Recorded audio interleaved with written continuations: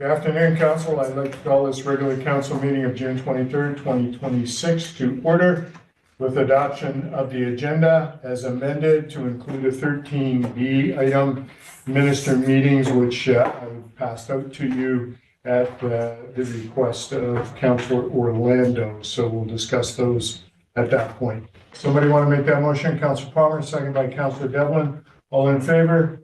Motion's carried. Adoption of the minutes of the regular council meeting of June 9th. Somebody want to make that motion? Councilor Devlin, second by Councilor Lucel. All in favor? Motion's carried. And the adoption of the minutes of the special council meeting of June 16th. Councilor Devlin, second by Councilor Palmer. All in favor? Motion's carried. Any business arising from the council minutes of June 9th? Seeing none, any business arising from the special council minutes of June 16th? Seeing none, we're going to go on to the 2025 annual report. Somebody want to put that motion on the table for me, please? Councilor Devlin, seconded by Councilor Lucel. All in favor?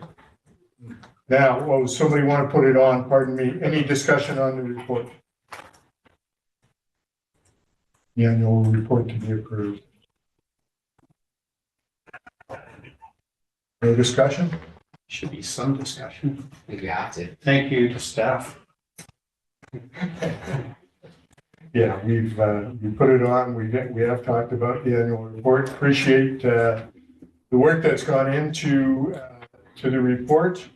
All the directors that really contributed to it, and for it being passed around to all of us so that we could read through it. So the motion is that the 2025 annual report be approved. If there's no other comments, I will call the question. All those in favor? Opposed? Motion's carried. Thank you.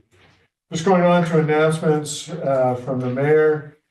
We have some things that are coming up. FIFA at the Forum tomorrow, Wednesday. Councilor Lucel, time? Doors open at 11, game starts at noon. All right, appreciate that. So just encourage everyone who can go and support that group. Appreciate that. I want to thank the Canada Celebrates FIFA committee and the local FIFA committee, our staff, Parks and Rec, Mr. Nato and your team, Tourism Revelstoke and their team for being able to put together yesterday. Was pretty awesome to see the turnout, but also to see that this is going on across Canada. 16 communities in Western Canada, and we're like that to be one, not lucked out, but because of Tourism Revelstoke's initiative, we were able to enjoy that, and 10 on the East Coast. So most of the people that were here yesterday with that group are from Ontario and had never seen Revelstoke before. So they're absolutely in awe of the community and our view and also the participation. So grateful for all of you to do that. Coming up Friday, 11 a.m. is our grad ceremony. Just wishing all the grads well. Congratulations for 12 years of hard work, and looking forward to be able to be present with you for that. Canada Day celebrations are coming up on July 1st. Just encourage everyone to take that in if you can. Staff have gone out of their way to put together an incredible schedule for that. And property taxes are due on July 2nd, just to let everyone know that you can get your taxes paid before July 2nd. There is no penalty. All right, we're going to move on to delegations and presentations. We have Mr. Kelder here with his colleague from Revelstoke Mountain Resort to give us an update. Mr. Kelder, come forward.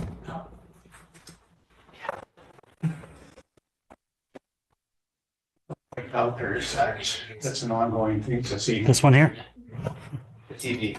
Oh, yeah. We've got to do something about it. Well, I've asked them to raise it up to the ceiling, so.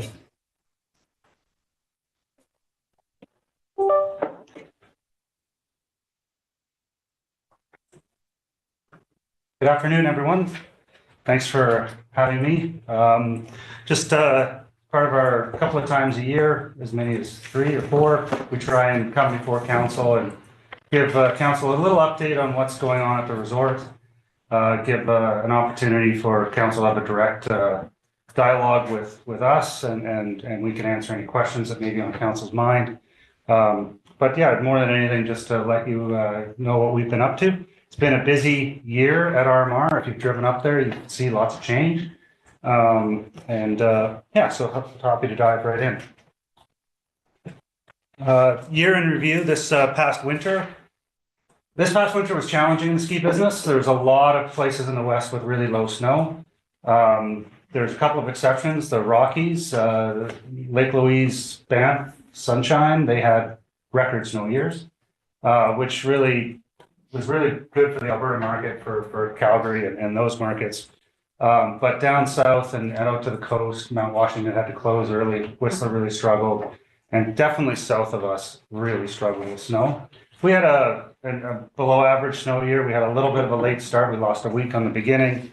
And those of you who are skiers, we lost one of our lifts up high for 8 days at a not ideal time.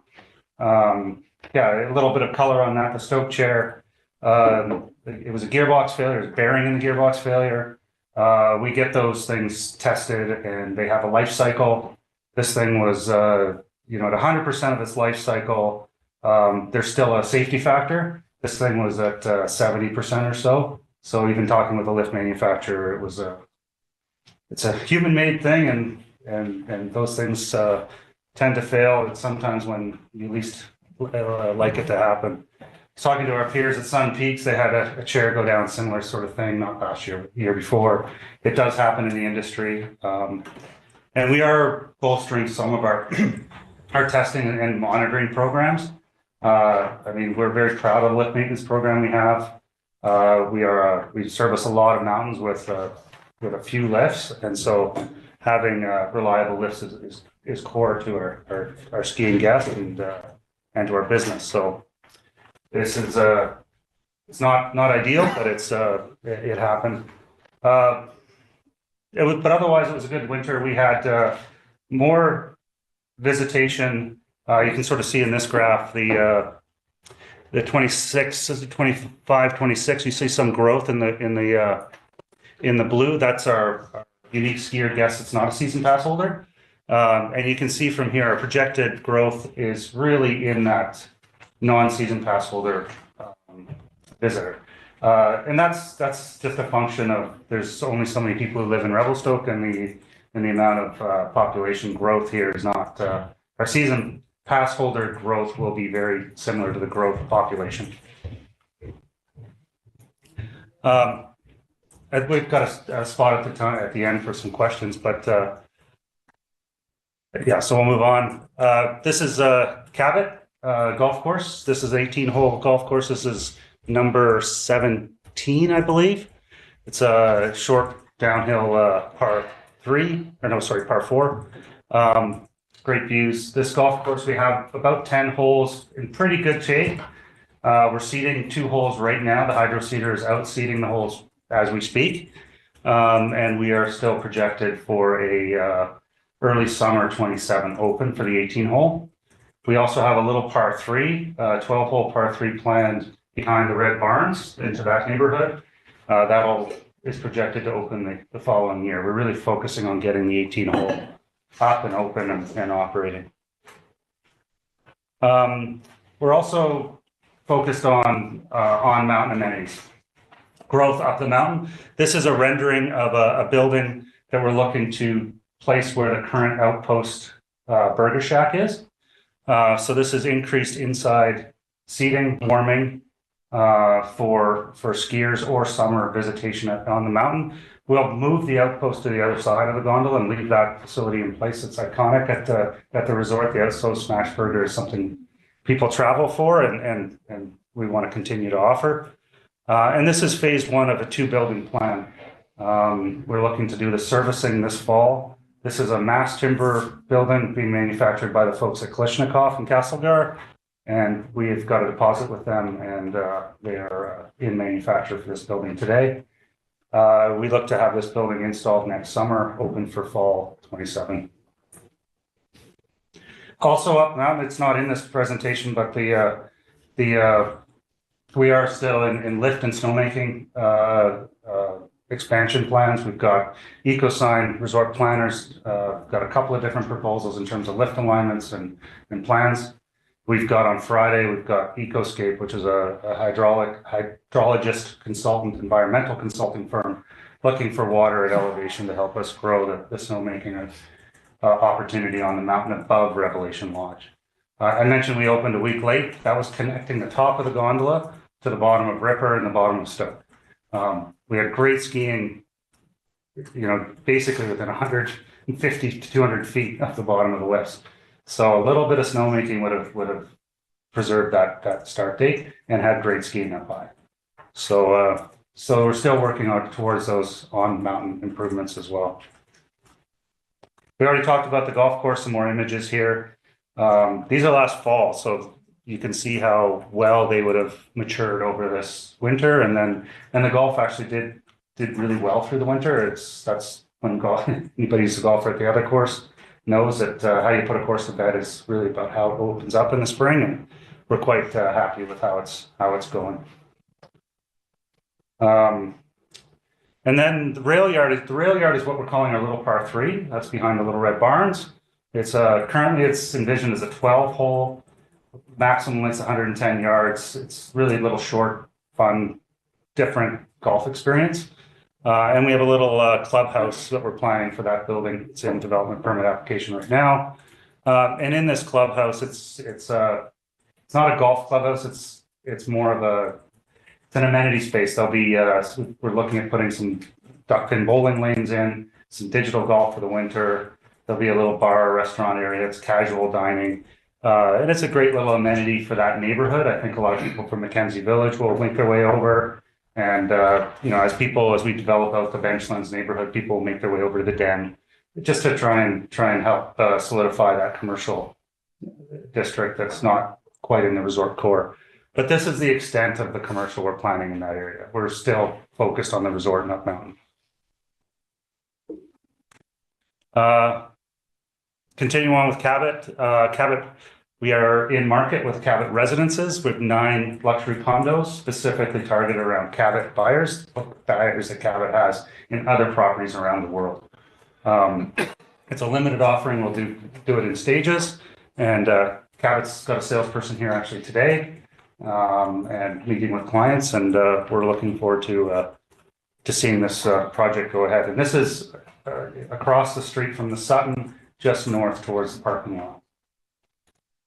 So if I own a house on another Cabot, I get first kick at this, and you give me 20% off. Is that the deal? You'd have to have that conversation with Cabot, but if you want to buy 2, I'm sure they want to talk to you. Touche. Here's just a little bit of a routing of that little par 3. You can see the red is the little clubhouse that you saw the vertical rendering of. The blue boxes, that's where the barns are today. That would be the maintenance facility, the grounds maintenance facility for the resort and golf courses. And you can see the little bit of the routing. The townhomes under construction, you can see at that works. These are the townhomes you can see from Nickel if you drive up, just in terms of spatial context. Cabot, I wanted to talk a little bit. There's been some social media misinformation, if you will, around the environment and the golf course. Cabot is a global partner with the Audubon International Society. In the environmental space, as it relates to golf, they're the leading not-for-profit that certifies golf courses. To get that certification, you have to use all organic herbicides and approved fertilizers. And so they are it's a long name. It's Pinnacle something premium sanctuary. And it really means that everything that they offer has to run through that Audubon lens to get that certification. And, it's a difficult certification to achieve. And Cabot is committed and getting there. How you grow grass with is to get the grass to germinate and outcompete every other species that's there. That's why a golf course is singular versus having multiple species. If you stop watering your lawn, weeds come up because the weeds can outcompete with low water. So overseeding, watering properly, and then the arduous physical work of actually maintaining it that's what keeps a golf course in good shape. Golf courses do age over time, and they do get little infestations of other species that come into them, and those have to get cut out and reseeded just like at the beginning. And I was just actually in Cape Breton at the other courses, and their older courses, they're doing that. They're replacing sections that have had some other species of grass make it in. Our course is a bluegrass and bentgrass combination, which is very common in the West. The other Cabot courses on the East Coast are pure fescue, which is more common in the seaside type. So it's there's a lot of assumption around herbicides. I've heard the term pesticides. Pests, we're not growing crops. We're not trying to preserve them from a bug or anything like that. So I don't know where pesticides would come from, but I would just like to say publicly that on behalf of Cabot, that is social media assumption and not grounded in any truth. We have 30 kids that go home to their parents every day that work on that golf course. If it was real, it would be out. The last piece in the Cabot that I'd like to talk about is what you may have remember as the Carl Hotel. We've entered a branding agreement with Cabot to open the lodge. It's Cabot Revelstoke Mountain Lodge is the formal name. And we are also going to pivot the pro shop for Cabot with Selkirk Tangiers seasonally. It just makes a ton of sense to have Selkirk Tangiers operate the pro shop in the winter and Cabot to operate a pro shop in the summer. From a capital investment perspective and a use of space perspective, it just makes a ton of sense. Plus a Cabot tournament or an event, we hosted in this building anyway. So the top floor with the big conference space, this partnership makes a ton of sense to extend it into the hotel. So we're really proud and happy to have Cabot with us on the accommodation side. Northland will continue to operate the hotel, and again falls under that Audubon Platinum Signature Sanctuary program around the environment. And that'll also have the Chop Hotel. There's an interior rendering of the Chop. This is the bar. Actually, this is the front door right over here. So you'll see this from the front door, and then the seating area is over onto the right. And there's a deck as well. These are just some interior renderings. We are forecast to open this for this winter season. I think the construction team will be after Kenny for a phased occupancy. We'll see how that all goes. On to real estate. Real estate for sale. This is it's a little bit old now, but this first fourplex is largely complete on the outside. Stone is in, loading drywall. It's moving right along. We have 8 units currently under construction there, of which we sold 5. Got a little bit more interest there, so we look to sell the rest of those this summer. We have pretty excited about this project. Right across the street from Mackenzie Village, Phase 1, and really our first finished new resort real estate. The resort has brought to market really since Mackenzie and Monashee and Sutton were released, quite a while ago now. And here's this is a condo building, which is just to the left between the entrance to Benchlands and Jack McKinnon's old house. We have 35, 37, 38, maybe % of this sold so far. So we're looking to get a few more sales over the winter, and optimistically we'll be in the ground building the underground parking this fall and potentially framing through the winter. We have 2 first-time home buyers in here and 1-bedroom condos, so we're quite proud of that as well. Right up to large units right on the golf course that are in the 1, 2, 1, 5 range. It looks like it's on the water hazard there. Is that No, they just, they picked a rainy day to render the street. Okay, gotcha. Yeah, but it's an interesting project. Like it's a U-shaped building. Mhm. So every unit has daylight on both sides and there's no enclosed hallways. Still has an elevator up the center, still underground heated parking, but, and great amenity space. But everybody, when you leave your unit, you go to the outside and you look into your courtyard in the inside and you get daylight on both sides of an apartment, which is, used to be the corners were always great because you'd have two sides with daylight, but this one has at least two and some three. And, you know, we're pretty proud of the architecture on our team. We worked really hard through the design process and, yeah, I'm excited to offer this to the market. This is, well, this is again, if you go up there, we're almost ready for roof trusses on some of these. These are luxury duplexes on the mountain. We have 10 units of which we've sold 6. They're 5-bedroom, 6-bath. They're large family homes. And they're really, we saw a lot of people building grand homes at the resort. And we wanted to offer an option to people from away that, you know, for a single price, they could buy a home that was constructed. And they could see their way through that process without having to find a builder, design it, go through that process. We still also have 4 single-family lots up there for sale, and down in the Benchlands we have 13 single-family lots for sale. So, talking to the local builder community, excited to get them engaged and get hopefully we can find and they can find some customers to build some homes. And then on to the look ahead for this summer. Again, another golf course shot.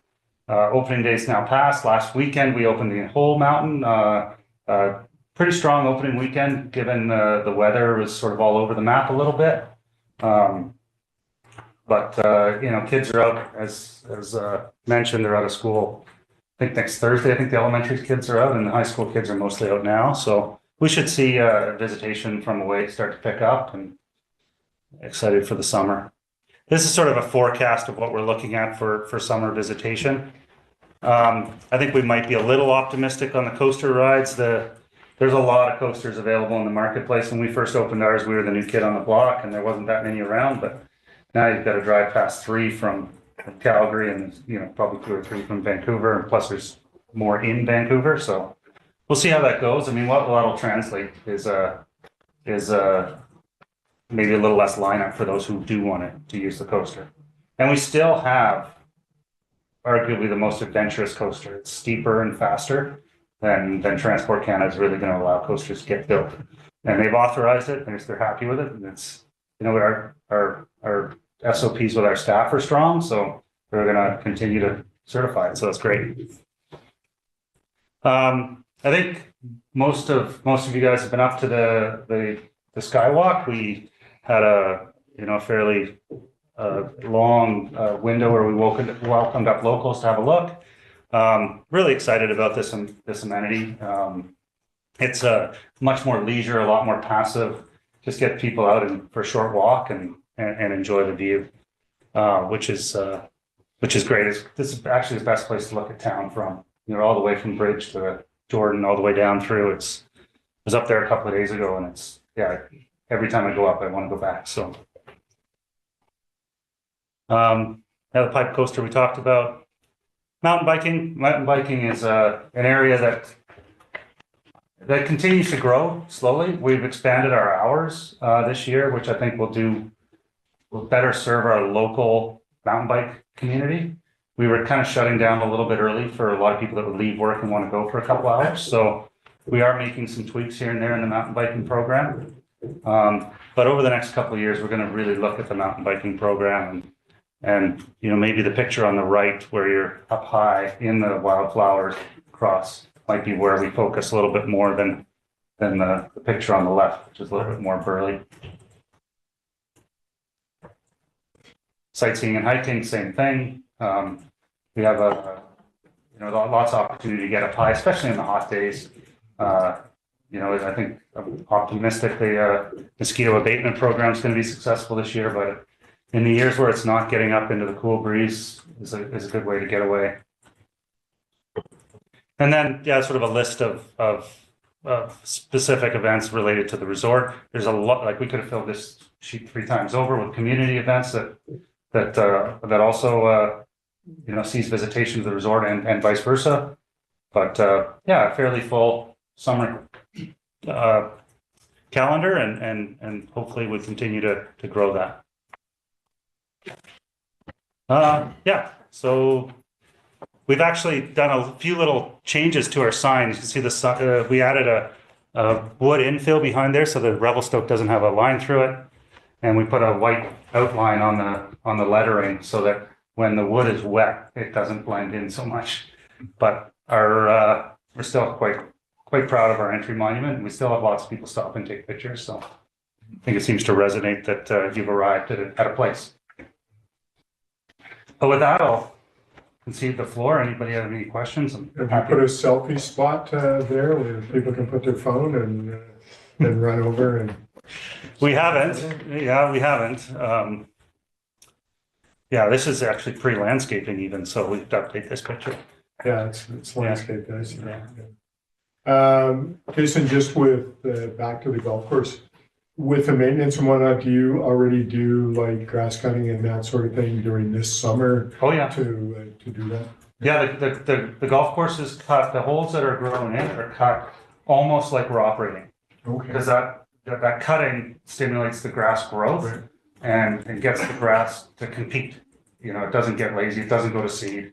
It comes up and takes the space. And I'm not an agronomist, but I've been involved with golf for a little bit, and as soon as you get it in, you've got to treat it like you're running a golf course. Oh, good. Thank you for that. Yeah, so you can see the irrigation heads are working, and the crew's out with the various types of mowing equipment, because they're different mowing equipment for the tees and the green, as well as the fairway and the rough. So we've got different equipment out all over the golf course every day. Council, any questions for Mr. Calder?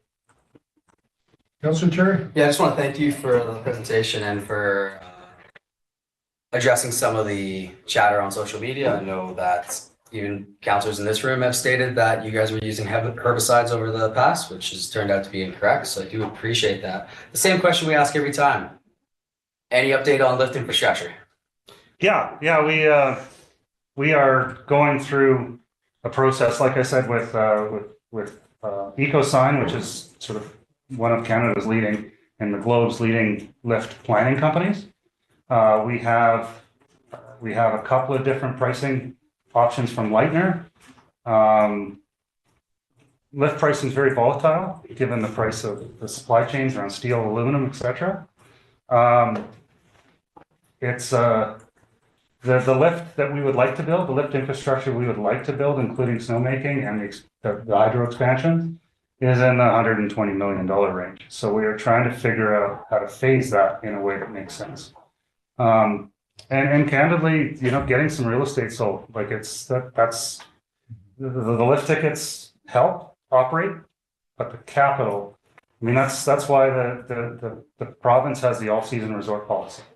The resort entitlement comes as a trade for these tens of millions of dollars in investment, and that's why for that policy to work, you need the real estate capital, and you have to have the owner that's okay with taking real estate returns and putting it in, and not just leaving with it. Awesome, appreciate that. Councilor Stimmers? Yeah, thank you. I was wondering if you could just speak to the real estate trends that you're seeing both locally and nationally, and sort of seeing like the demand. I know you guys have done several projects in the community, whether it's Douglas Street, whether it's up on RMR. You guys have staff housing. You guys also have the old hostel and the Cube. So I'm just wondering if there's any plans to return the Cube and the hostel to more of an affordable accommodation, or if you're going to maintain that for staff housing, and then also just sort of in general what you're seeing for real estate trends. Sure. Yeah, I'll start with staff housing. Staff housing, we are planning to return the Cube to value accommodation. Okay. But more towards group and student travel and event business, rather than book by night. Mhm. The challenge with a room that has shared washrooms, shared, you know, if you can get a group that's in there that's planning to be together, you're much more successful together. So that's what we're planning to do with Q. The backpackers hostel, we are planning to keep in staff housing, but to support the Sandman and Denny's on the highway. Gotcha. They have the same staff issues that any hotel and operator has in town. So, being part of our group, I think that's more of an elegant solution. We do have some highway staff at the resort, and they find it a challenge to get to their place of work and back with the bus schedule. So being at the downtown location, it's easy. You can plan to walk and it's not far. In terms of staff housing, our staff housing at the Hill is through the summer is 60% full, 70% full. And through the winter, we're full, absolutely full. We think we'll see occupancy through the summer once we get the Cabot Revelstoke Mountain Lodge and Resort, the golf open. So, we'll watch that closely, and hopefully we'll be able to stay ahead of it if there's increased demand. Now, your next question is around real estate generally. There's been a spike in row home development in Revelstoke, and we're seeing as well as purpose-built rental with Pine Peaks. And I think we are seeing rental pricing come down, long-term rental pricing come down, and with that, less demand on our staff housing. If you can grab a place with your friends versus living in staff housing, a lot of people are opting for that. It's especially second, third, and fourth year staff. It's sort of like a dormitory at a college. So we're going to sit and watch the market. And that leads into the next question around real estate. And generally, the non-resort real estate market, I think, is a little bit challenged in the attached space. It's oversupplied maybe in the townhome. In our downtown Douglas Street project, we still have 4 or 5 units that we'd like to sell, and we're contemplating putting them into the market to rent. So we haven't made a decision about that yet, but with the various Boxford projects and Stoke, and there's just a lot of that type of inventory. And as developers of that industry type of inventory get stressed, pricing gets pushed down, and so we're luckily outside of that market generally, outside of the Douglas Street project. The detached, under 1.1, under 1.2, we're still seeing transactions in the market. If it's a good value, homes are selling. But the non-resort real estate is definitely slowing down. Okay. And confidence around interest rates. If you listen to the news cycle daily, you would, you may not have an optimistic view of the world, and people when they're not optimistic, don't spend money. So. No, I thank you for those comments. I think it's something that I've been hearing throughout the market, and it's I think it's cause for concern if we continue to do status quo based on 2-3 years ago. Thank you. Yeah, I would finish to say resort real estate is still reasonably strong. It's influenced by different factors. We are still seeing strong interest out of Central Canada, Alberta, and in the US, and some overseas. Those are people that a little older, they're concerned about how many good years left they have, and they're interested in spending against reconnecting their family. That's why the 3 and 4, 5 bedroom stuff is selling, is they're trying to connect multi-generational families around Revelstoke. And so if we can continue to see a little bit of that, then hopefully we can service that market and use that customer to help buy lifts. Great. Well, thank you so much. Appreciate those answers. Any other questions? Thanks, Tom. Thanks, Jason. It's always good to have you here, and that's been really successful for the last few years, just to have you doing the presentation. I have about 4 questions. So the Skywalk, very successful, was up there. One disappointment was the wheelchair accessibility, and I understand that there may be some changes to that. Do you have any comment at this point? Yeah, I do. The building that you saw that we had the rendering of that we've ordered from Kalishnikov, that is on the, if you're looking up the gondola, it's on the right. There's a bench. We have a design for a trail that would start there, go underneath the gondola and all the way across. We didn't have the time and the geotechnical review of it in time to get it built. And now with this other one coming in and just making sure that we can get that done, I suspect we'll build it in 27, open in summer of 28. Okay, good. Yeah, we recognize that also from an event perspective. You know, if you want to put a wedding party on the bridge, it's not the easiest walk. Yeah, absolutely. Through the chair, I think actually you hit my questions on the Raven already. It's interesting with CP pulling out. We'll see what impact that has on the market, both in row houses and single family. So I'm sure you're looking at these multiple factors and trying to make a decision, but that might have a bigger impact than. You have a BC Hydro coming in and all the third parties. I think it's just going to even out. Yeah. The last one. So we do have the OCP zoning amendment. You referred to it a little bit there. I'm just sort of curious from that application. You might have questions at that point, but I'm kind of curious as to any sort of sales statements you might want to make to council on that application that's going to be before us today. Yeah, I think the whole, we talked about the all-season resort policy that the Crown has.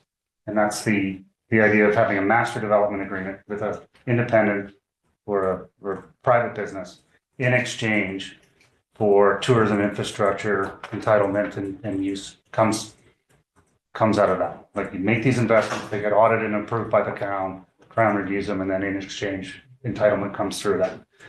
This is, if we can add parcels to the MDA area, that spreads out the entitlement. It doesn't give us more entitlement, just spreads it out, which I think is beneficial to the local community. It sees increase in investment. It sees the city, encompassing the resort and bringing in that tax base, I think is a big advantage for the town and the community. Marrying that with the all-season resort policy and the master development agreement and seeing that process worked as designed, I think is beneficial to the whole community. It's any small town in BC and across Canada, really. Costs of delivering municipal services are rising. Infrastructure deficits are getting more and more challenging. Price of plastic pipe is all over the map, and it's anything oil related, steel related. So you really have 3 choices. You either reduce services, you increase your burden on your local tax base, or you grow your tax base. So I like the third one the best. And we're here trying to help with that. And I think that's what I would say is the various applications that we'll have in, not this one specifically, but all speak to that goal.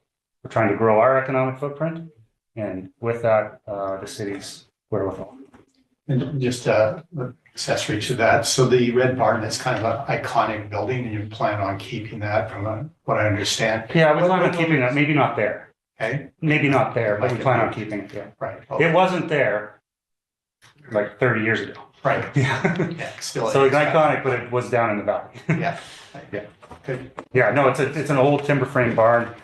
We'd like to figure out how to activate it as a place for public use, Right. versus fertilizer and equipment storage. Right. Yeah. That's kind of what I was leading to. It'd be kind of cool to. Oh yeah, I totally agree. Yeah. Yeah. Yeah, if we were able to buy Jack's house, I would have tried to move that and use that for something too. But we have what we have. Yeah, not gonna touch that line. No, The old red barn to make a great pub somewhere. would it ever? Yeah. Yeah, and you know, Cabot in Cape Breton, they've got 2 golf courses. One's called the Cliffs, and they have an old barn. It's uninsulated, and it's their lobster shed, and they do really well with it. Live music, and you know, the menu's not very long, but it's good, and it's a cool spot. I think we could do something great with that space. Yeah, perfect, great. Yeah, Councillor Lynn. Yeah, thank you so much. Thanks, Jason, for the presentation. I really do appreciate it and agree. It's great to have these periodic updates to provide us with more information on the latest that's going on. Certainly the past 5 or 6 years, we've seen lots of changes on these fronts and lots of exciting stuff going on. I do want to follow up on the concerns expressed by neighbors about the smell. There was complaints. I know that the city and council received concerns and requests for more information. In addition to the course itself, people often express concerns about Williamson Lake. You know, we've had algae blooms in the past there that require attention and monitoring on our parts of it. So I guess my question is this: for those who are wondering about what's going on, or seeking more information, or seeking assurance for safety and just more information, what is the pathway for them to get the answers to their questions and receive those assurances and get more background information on the concerns that they're expressing? I think the appropriate level of dialogue and discourse is kind of an interesting one. You know, the proliferation of misinformation and hearsay through social media is horrendous. The golf course is monitored through the province, through the Water, Land and Resource Sustainability Office. They constantly have water monitors on site for both runoff turbidity as well as water quality sampling at Williamson Lake. They have not had, we've had one turbidity issue. We've had one turbidity issue from a person building a house. That wasn't us. They came down on us for. You know, part of it is how viciously we defend against a crime not committed. So I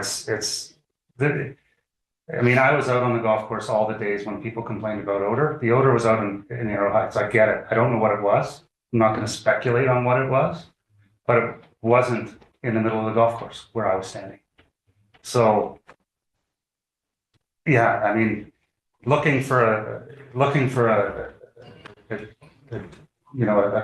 culprit, and then pointing fingers without any evidence I think that should be addressed. And I'd also say there hasn't been an algae bloom at Williamson Lake.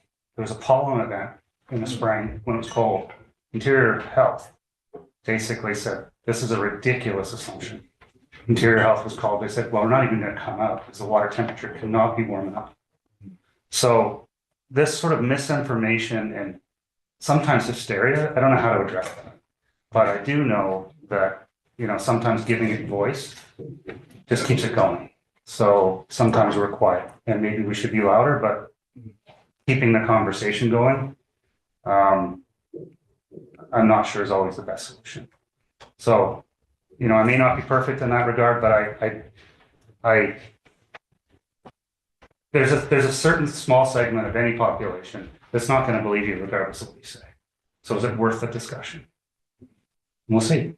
I mean, I've got a public info session tomorrow night. I suspect there'll be people in the community who will have the same message. And there'll be people that will leave with this message and not believe it. And how much effort do we, or does council or anybody want to spend on that? And I don't know the answer to this question. But no, there hasn't been an algae bloom. The province and a third-party professional scientist, RP Bio, is monitoring for water quality and turbidity. And the golf course is operating under the permits with Walrus. So the province is responsible for the environment, is managing the environmental impact of the golf course. So at what point is that not enough? And I don't know the answer to that question. Go ahead, Paul. Yeah, thanks, Jason. Just a quick follow-up. The algae bloom issue was several years ago. The one I'm referring to was like 5 or 6 years ago. But it wasn't an LG. At the resort, was this prior to or It during wasn't. construction? Okay, setting that aside for a second, just, it's something that, for example, council and the city deals with a lot is misinformation and disinformation on certain topics. Oftentimes, the genesis of those are lack of information, like the black box, as I like to call it, and then people trying to put things together, and providing that information is often an anecdote for it. So the question is just, directed at residents who go, hey, it smells around here, not sure what's up, and if they want to find out about it, or they have questions, for example, about of the city, of the facility we have down at Williamson's Lake, just looking towards like how they can actually do that, how they can actually come and find out, get the information, address the concerns they're talking about, because the concerns that they have are real. Maybe they are not founded and they are something that is not from that operation or whatever. So the question is just mostly focused on how they can ascertain the information and discover what is happening, such as you mentioned, with provincial regulators, and a lot of the regulation is at the provincial level with these kinds of things, being up to date and finding a way to just address their concerns. And maybe the end result of that is that they find peace and don't have concerns anymore. So that's what I'm driving toward to that. So. And I would, my response to that is that people that you discuss have pursued the problems. Mhm. The provincial staff have answered them, no, this is not a problem. No, it's not this. And they haven't been satisfied with the answer. Mm. So at what point, where does the effort to satisfy these answers? The peace you're looking for may not exist. Mm. Thank you, Mr. Calder. I appreciate that. I want to say that on the radio show a couple of weeks ago, somebody asked me about algae bloom, and my esteemed colleague, Councillor Cherry, assured me that I erred in that it wasn't an algae bloom. So I apologize for that, because it was the pollen that we were talking about, and I appreciate the fact that you brought it to my attention. So as we go forward, we will get that out. And some of the things that we were talking about with the smell and the odor, we tried to get that out, saying, hey, I called the resort, had a conversation with Brad. We're spraying organic fertilizer. We're not spraying any of the other stuff. So we've got that message out. Appreciate your time and addressing it in a positive way. It'd be very hard to attract a golf customer to golf on a golf course that smelled like somebody assumes ours golf course smelled like. Some of it has to come down to common sense. Thank you. Appreciate it. Thank you. Thanks for taking the time. No problem at all. Thanks. All right, we're going to move on, council. Recommendation from committees, item 9A. Someone want to put that motion on the table for me, Councillor Cherry? I move that the Revelstoke Recreation Facilities Legacy Society be supported in principle. Seconder, Councillor Lucille, discussion. Councillor Orlando. Yeah, thank you. Sorry for a technical question for staff. In terms of setting up a fund that is hosted by the city, I remember doing it in the past when we were raising money for the skate park to allow for tax benefits to those donating, etc. Is that something that staff has enough direction on based on this resolution? Because I understand that's a primary request, is that they establish that fund and that it be, with all funds, typically reserve funds, that they have some sort of a wording to them. And so I'm just seeking a little bit more information on what happens next. Ms. Floyd, do you have any comment? Mr. Parliament. Mr. Parliament. Through the mayor, more than familiar with this process, worked on several projects over the years. We not only have this legacy fund that's requested, all funds be directed to the city for tax receipt purposes and then put into a special fund. We also had a request from a potential donor to our golf club, or a golf course, I should say, for the same reason. They want to donate some monies to go toward future infrastructure at the golf course. We'll be accommodating them. Staff are looking into the logistics, but I'm very familiar with the process and happy to share the specifics once we get that set up. with both this legacy fund and any other donors that would like to go through the city. Great, appreciate that. Is there a follow-up? No, just, yeah, so I understand it's gonna be, the details of that will be coming back to council later. Correct. So that's very. Any other comments on the motion on the table? Seeing none, all in favor? Opposed? Motion's carried unanimously. Item number 2, someone put that on for me, please. Councilor Lucille. Committee of the whole recommends to council that a crosswalk with letdowns be added to the intersection of MacArthur Avenue and First Street, subject to engineering. Seconded for the motion, please. Councilor Stepenhurst. Discussion on the motion. Any comments? Ms. Lindsay, do you have any comments at this point? I don't want to put you on the spot, just asking if you have comments. I wouldn't add anything additional to what's been said previously at committee of the whole and at public infrastructure committee. Engineering's, raised that this is not warranted based on our studies, and while there is potential that the one pedestrian component may reach the levels required, it's not the only metric that we measure this by, and whether we should be implementing based on one metric when there are others to consider is something to question. And I'll leave it at that. Thank you for that. Councilor Clark. No? Nothing. Anything else? It's Councilor Long. Yeah, just a quick question, through the chair for staff, if possible, there was a late addition to the wording at the committee meeting, subject to engineering review, which painted, more options for staff. Is your interpretation of what's here, is that good enough? Like to give you the leeway to explore it based on that wording?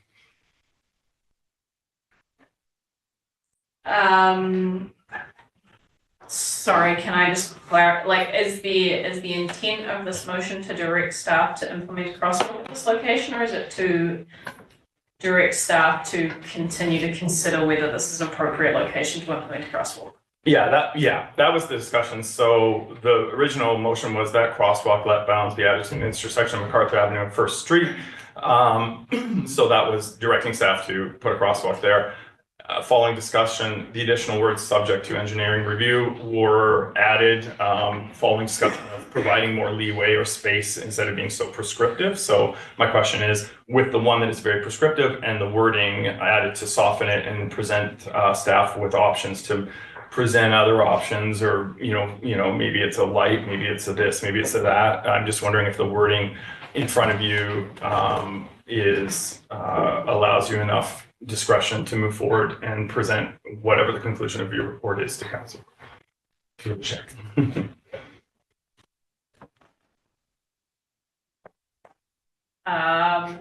Through the chair to Councillor Orlando.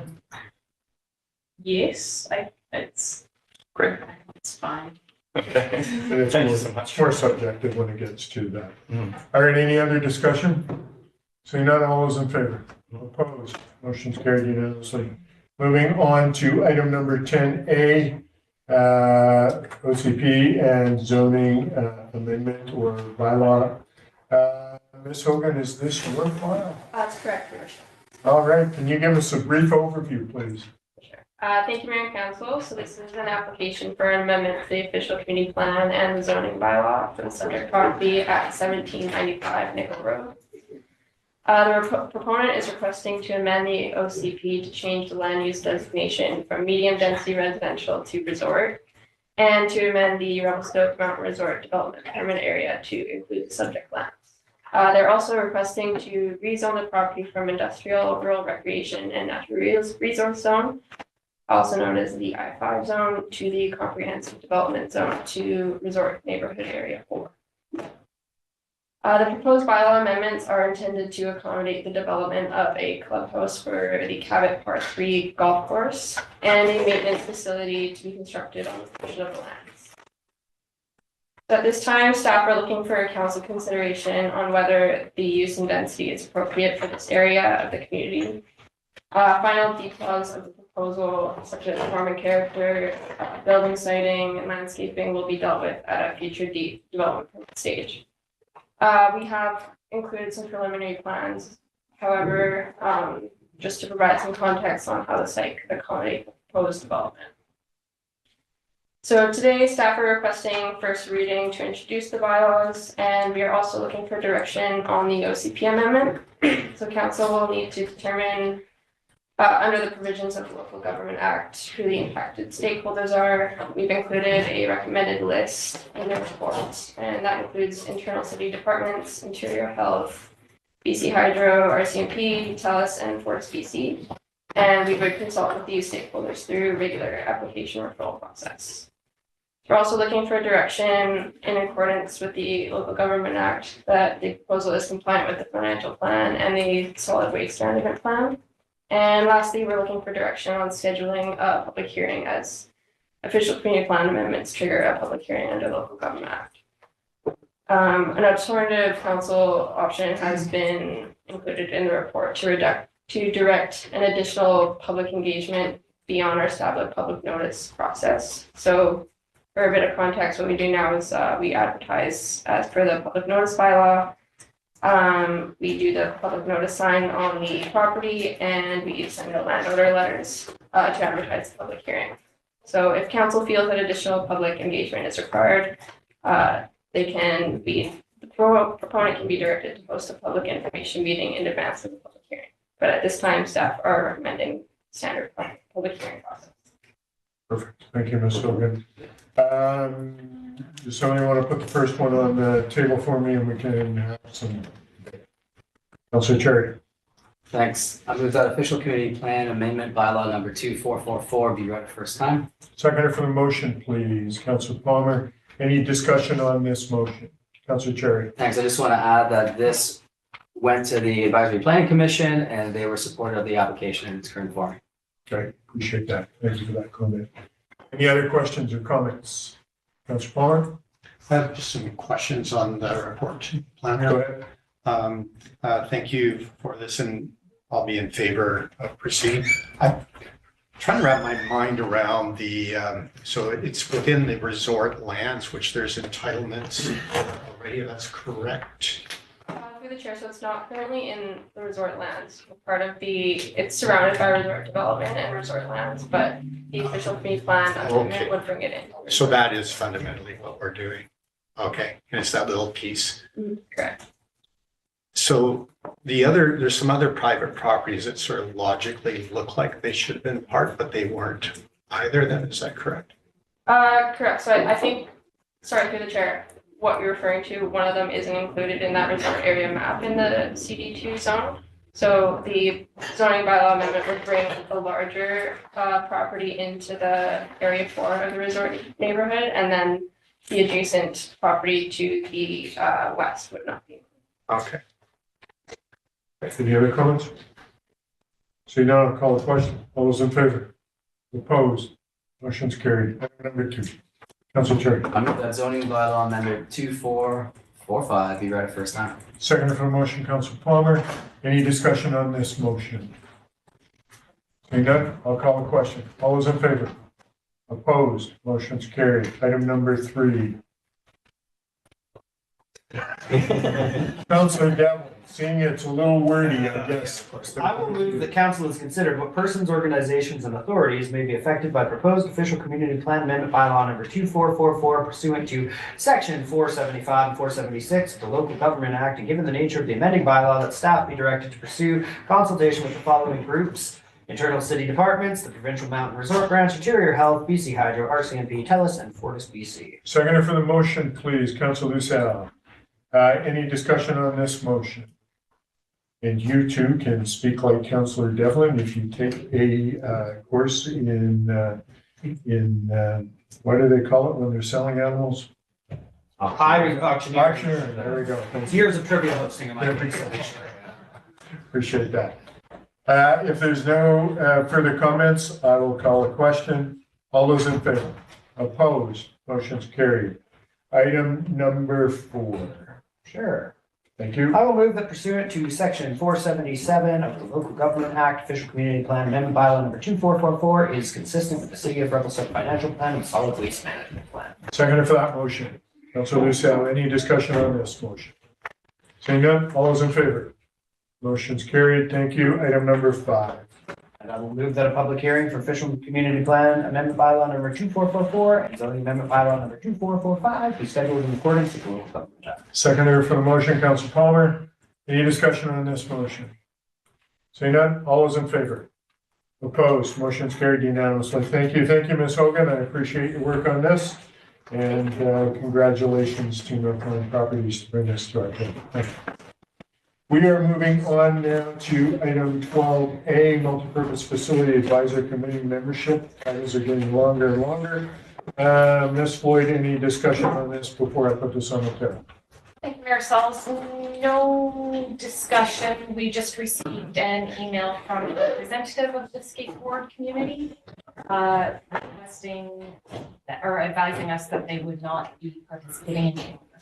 All right, appreciate that. Somebody want to put this motion on the table for me, Councilor Cherry? I move that the skateboard community be removed from the multipurpose facility advisory committee as a member organization and that the multipurpose facility advisory committee terms of reference be updated to reflect this removal. Seconder for the motion, please, Councilor Lucas. Any further discussion on this motion?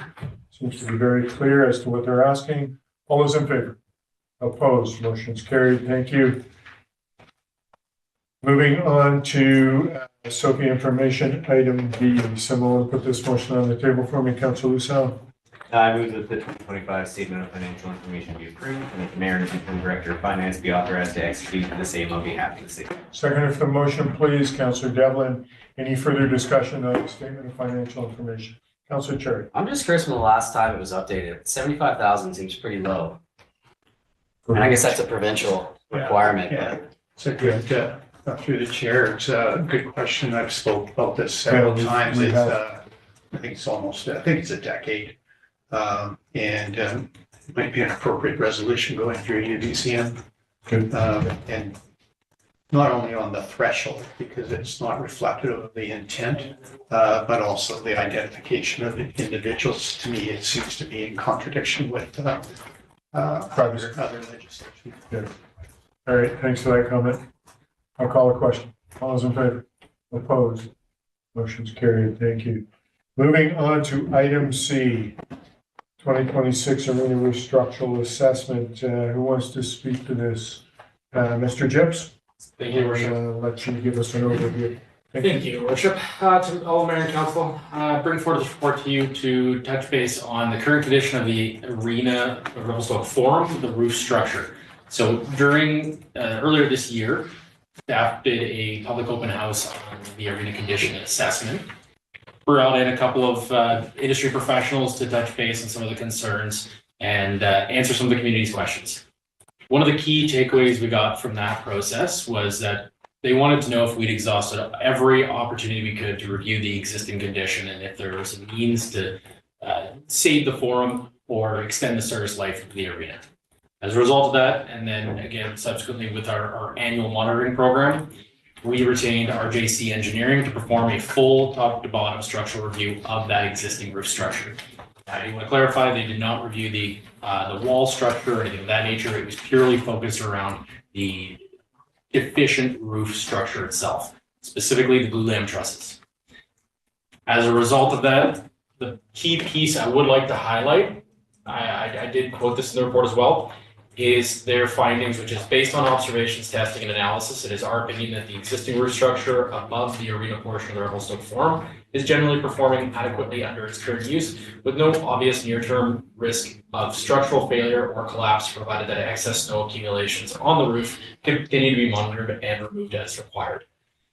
This was identified as a key concern for many people within the community as well as the council table, as we wanted to make sure that the existing forum roof was structurally safe and that there was no immediate concern for any public safety related items related to the structural condition.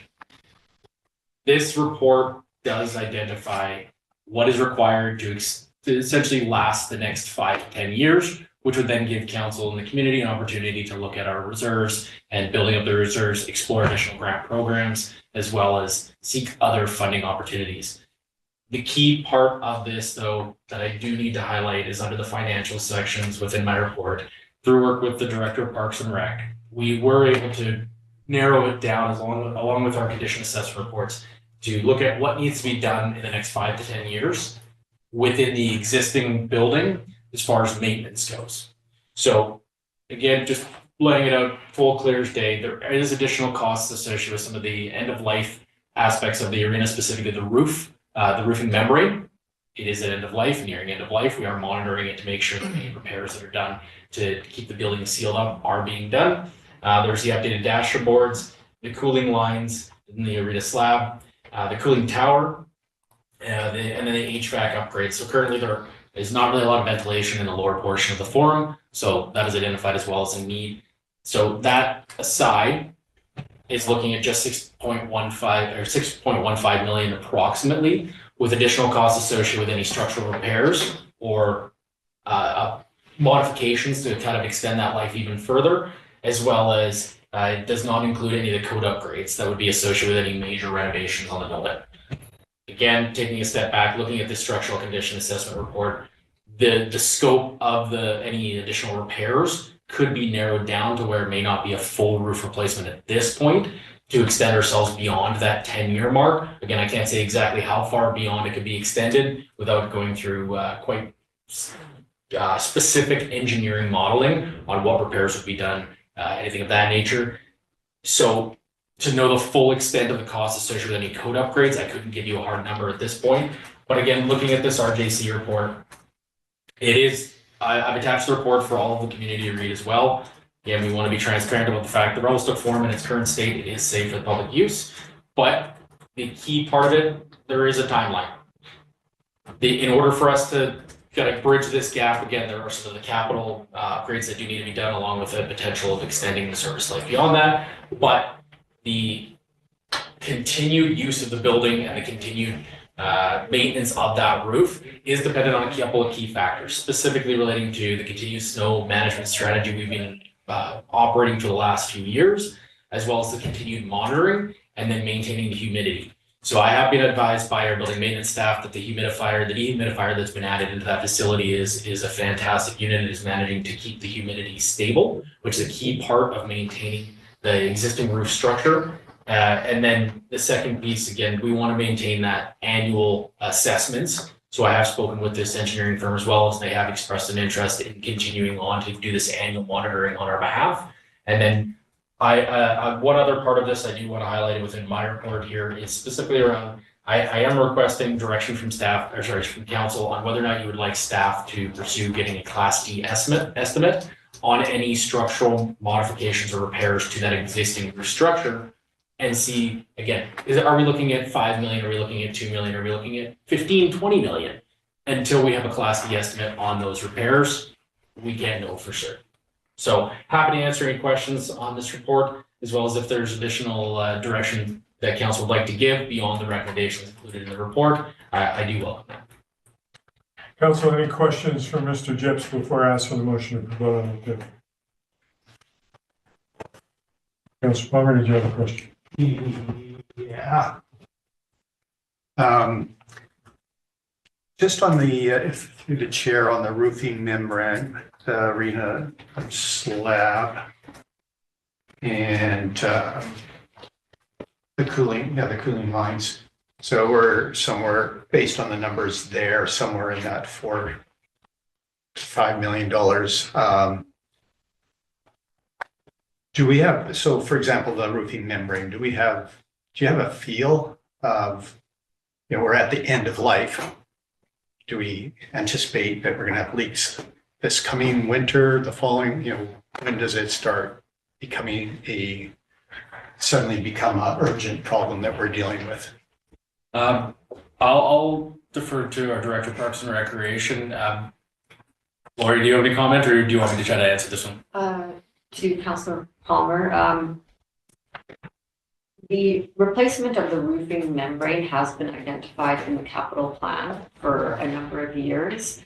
It's monitored, I can't say with confidence on an annual basis, but it has been monitored and it has deemed needing replacement. I don't recall off the top of my head what year it's proposed in, but I know there have been issues in the past with the roofing membrane. To what degree, I'm not certain. That would be something for the building's maintenance superintendent to address. So we could loop back with him to get confirmation on that. Sure, answer whatever. So mostly a comment before the resolution here, I guess, is, it seems to me that we as council just keep on stumbling over ourselves on making decisions, that there's all these unknowns and our term is just about gone. It was a priority. It's been this, problem. So we continue to layer engineering reports on this old building. So we had there's a good news sort of that it's not going to collapse on people overnight. However, it just seems like we're back and forth with the waves of the sea as to this replacement and going ahead. And it just seems to me unproductive on this course. When we look at all these problems going ahead, and even if we fix all that, we still have this old building. What's the condition of the foundation? You probably haven't looked at that. And it's just kind of bothersome, I guess, on that. And then I guess my only other comment is on the resolution. I could put the resolution on that in the first and that as a motion. I'd sort of like to debate the second part slightly as a separate motion. So maybe I'll do that, Mayor Souls. Go ahead. So I move that council receive the RJC structural review of the Revelstoke Forum roof structure dated June 5th, 2026 for information, that council direct staff to continue implementing monitoring, maintenance, and snow management measures identified within the report. Full stop. Okay, second of a motion, Councillor Cherry, discussion on this motion. Yeah, and I'll just make a couple comments. Thanks for staff for doing that, because I think there was a real concern that was flagged as to, is this building dangerous? So that answers that. So thank you for getting that done through the report. The second part of the motion, I think that's I don't think you have a choice whether we made that in the resolution or not. I'm supportive of the motion. Okay, so any other comments on the first part of this motion, Councillor Lynn? Yeah, thank you, Mayor Sauls.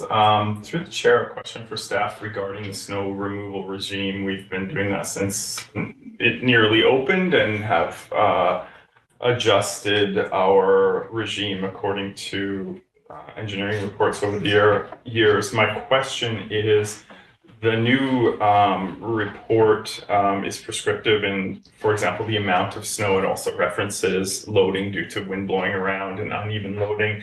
One of the things that stuck out to me is, since the recommendation was primarily based on how deep the snow was, I'm wondering if that's adequate, because, if you have, for example, a rain on snow event, it's obviously heavier, and it seemed to be a lot higher than we are currently actually operating that roof right now. So I'm just seeking sort of some technical clarification on whether this is adequate, or how you would receive and implement that direction. Like, would it result in any changes in how often we're removing it, more, less, that kind of thing? Ms. Tonella, can you weigh in on that?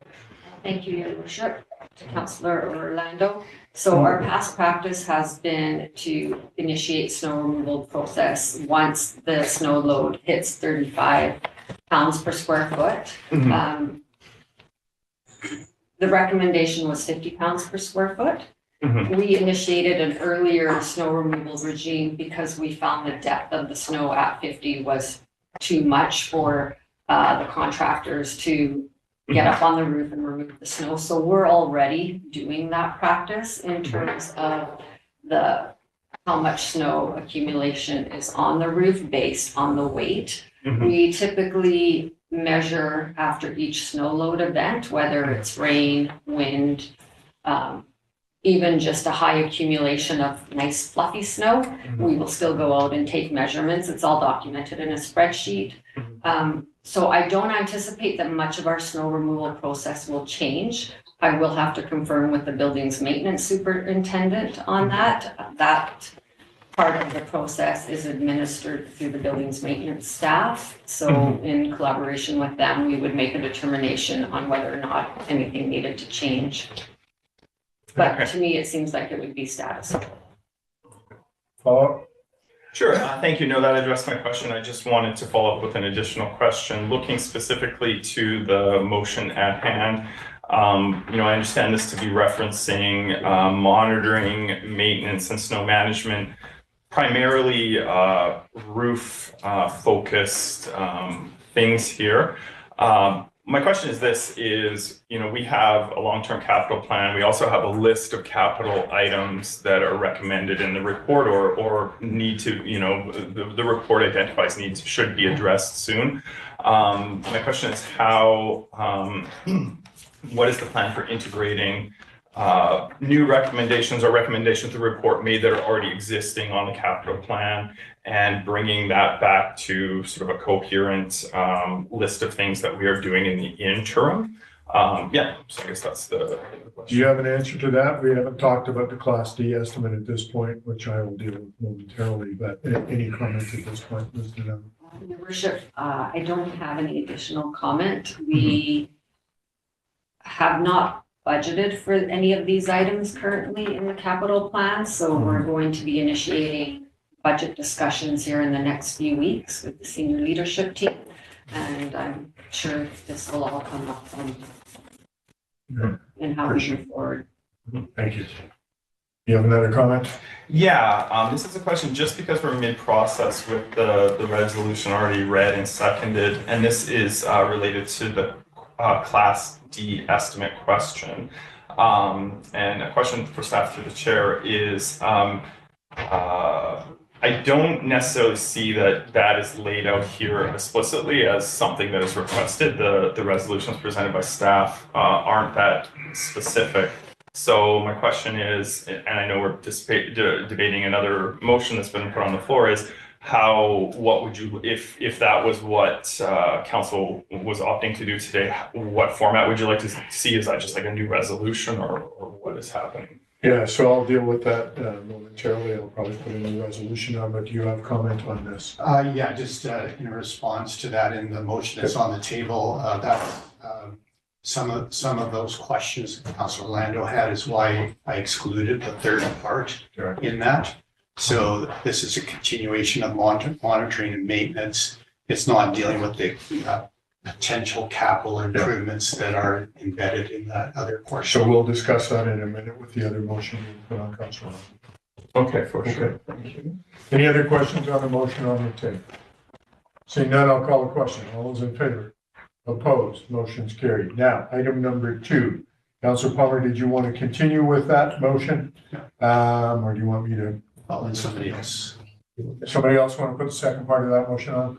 Councilor Dillon. Sure. I will move that council recognize the findings of the RJC report as supporting the continued operation of Revelstoke Forum over the short to medium term when the city advances its planning and decision-making process regarding the future of the arena and multipurpose recreation facilities within it. Second for the motion, please. Councilor Lucio, discussion on this motion. So it's basically supporting the continued operation over the term. And then if you advance this, I would like a Class D estimate motion after this. Councilor Cherry. I'm kind of on the fence about this one ourselves. We've done a lot of work to try to get us past this facility. We've had engineering reports since '88. I understand we want to keep it operational until a new facility is built, and that's what we're looking towards for the future. I just hate to keep sinking money into this old building. And hence the Class D estimate to see if we can just keep it, because I don't think anyone around this table wants to sink good money into that. However, keeping it operational until, so we now have timelines. That was the key to this whole exercise. Coming back, we didn't have the timelines we had before. And as Mr. Gypsy said, we now have timelines. We know that we need to move forward with another facility at some point. How do we keep this operational with a minimal expense, hence Class D estimate? Well, since we're just talking about estimates, then I guess I'll support it. We're not making decisions on it. Okay. I think, hearing Councilor Cherry's concerns, I have the same concerns, but the question is, what's the alternative? Yeah. Yeah, are we gonna displace everybody out of the arena if everything goes, if operationally we can't maintain it? Councilor Paul. Thank you, Mayor Souls. I'm probably opposed to this because it's almost the same discussion that we had at the beginning of our term, and we just can't get to a decision making on the facility. I do have a question before I carry on. We have short term and medium term defined. Mr. Gibbs. Absolutely. That would be the 5 to 10 year range. So the 5 to 10 year range, short being the 5 side, 10 being the medium term. That is really all we're looking at this point. Anything beyond that, we would be looking at a significant capital upgrade to that existing infrastructure, along with other aspects of the facility.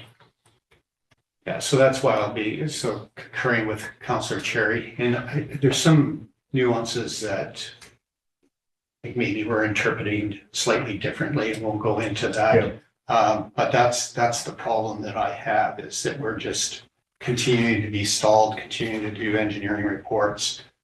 And we have these two paths of the new multiplex and then the same, the forum thing. And we're just back and forth between the two. So I will be opposed to the motion. Great, appreciate the comments. I'm supportive of the motion because we have timelines now. We look at it.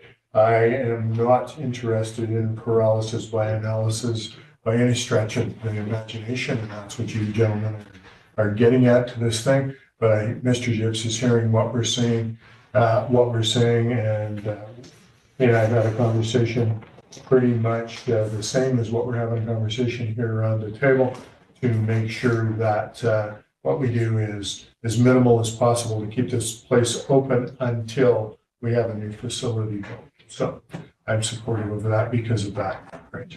I'm going to ask if there's any other comments, and then I'm going to call a question. Councillor Devlin, Councillor Orlando, let's move on. Yeah, I would just like to kind of comment on this. I absolutely entirely agree with the other side of the table here. I don't want to stall the progress we've made. My kind of point of view of this is that we haven't made as much progress as we need to on the other front of this. And in the meantime, I think seeing and having those comparative numbers, I think, is very important. I think a Class D conversation is about to come up, and I think I will support that because those comparative numbers for the public are everything. If we are going to try to sell a referendum, if we're going to try to get support for a new building, we need to know as best as we can how much this costs and how much this buys, and we need to compare that to how much this costs and how much this buys. And I think that's kind of the piece that's been missing from this whole thing, is we only have kind of anecdotal conversations. And I think 5 to 10 years has been kind of across the board what we've been saying the entire time. It is nice to have that confirmed. I'm not interested in necessarily sinking $6.15 million into a dying building, but I think for now, moving forward, getting a Class D estimate, getting all the money on the table and how long it's going to buy, that knowledge is going to make going forward with a new building that much easier for the public. It will absolutely give them the transparency that they've been asking for this whole time. So wonderful work on this report. I'm really happy to see it. It's public. It's great. It's nice to be able to say, here's the data we have, and then move forward from there. But I think for the short to medium, we are going to need those 5 to 10 years to get anywhere on the new arena project anyway. So I think we need to figure out how much that's going to cost us to get there. All right, I'm convinced. Councillor Orlando. Shut up. Yeah. Reading between the lines. You're really Palmering here. Yeah, thanks. So thank you, Mayor Sauls. Yeah, looking at the report, in my view, I don't think a lot has changed since previous reports, the Watson Engineering. The previous reports were more hesitant to name a timeline. They would just sort of say it needs to be replaced. This is a consensus for everybody who's been in a position of responsibility on this file for 15, 20 years, is that the roof is old and needs a plan. That is full stop. That is not changed. the timeline, I feel is similar. Although it wasn't explicitly stated, and just for background, the reason we have a new engineering report, as was disclosed during the open house we hosted a couple of months ago, that the existing engineering company that had been doing the reports for 10 plus years, they were now defunct. The person speaking was just doing so in a capacity of somebody with experience, and therefore we needed a professional in a position of, this key position of responsibility to inform staff of things going forward. Another thing, and this is speaking, further to potential motions, is that this term and every term for a long time, we have been putting capital expenditures into the facility. And the way we do our budgets these days, you don't really see them in detail as much as we have in the past, but it's all, it's $50,000, $300,000 for a piece of equipment that you may not have even heard of before, but is a life safety issue. And that is the point I'm getting to, is emphasizing that some things might be optional, some things you might be able to push off, but a lot of the things that are critical have that life safety component. And my position has always been the same on this, is that, we can't skimp on those. We have to be responsible, as we've seen tragedies in other communities related to these types of equipment. So just a thought as we approach the Class D estimate question, I think, there's a mix here of, are we putting more money into it for the future, or are we doing a necessary intervention? Are we doing something that buys us more time? For example, are we doing something that will save us money in the long run? And that's really I think the question that a lot of people around the table are going to be looking at. I wouldn't characterize those necessary expenditures in the interim as being a plan to necessarily extend the facility or change the direction. A lot of them are just going to be things that are necessary to prevent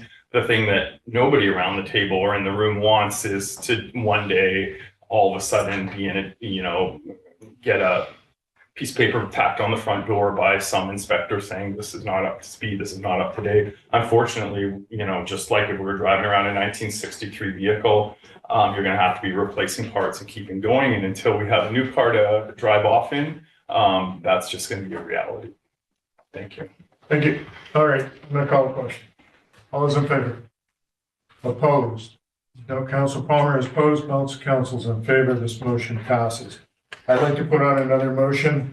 Council directs staff to come up with a Class D estimate of repairs for this in the short term. Will that work for you, Mr. Gibbs? Yes, sir. All right. Seconder, Councilor Lucelle. I think having a Class D estimate will at least give us some structure as to what kind of money needs to be spent to keep this viable for the term in which we will be moving forward to another building. Not keeping to put, as I've said before, good money after bad. Other members of the council are deeming the same thing. Councilor Palmer. Thank you, Mayor Souls. I'm just curious to know what the process of that Class D, is that in-house or is that Mr. Gibbs, outside? It's outside. Is that right? Through your worship, Council Palmer, yes, it would be an external contractor. When anyone is familiar with arena construction as well as Lulam Trust Construction, we have been in conversation with one of these contractors who is very familiar with these type of buildings and is offered to prepare a Class D estimate for free. Thank you. Any other comments? Seeing none, Councilor Orlando, do you have a question? Yeah, so just for clarity, just that last part again. So there's somebody's doing a Class D estimate for free? Through your worship, Councilor Orlando, yes, we have a contractor who's willing to perform or provide a Class D estimate at no cost to the city. Okay. I'll call a question. All those in favor? Opposed? Councilor Orlando is opposed. Balance of council is in favor. This motion passes. Thank you. Thank you, Mr. Gibbs. Appreciate your work on this, and Mr. Neto, and for anyone else, Mr. Parliament and Mr. Simon, for your work on getting this done. We're going to move on to multipurpose facility development. Next steps. This is a parks motion. Mr. Neto, do you want to give us a brief overview before I put this on? Sure, thank you, Your Worship.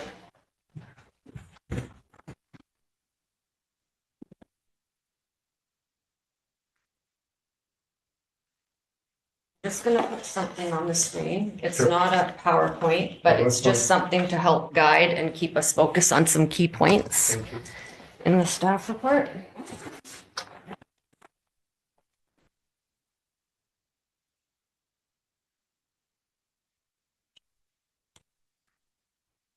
There we go. Sorry. My thumbs don't work well.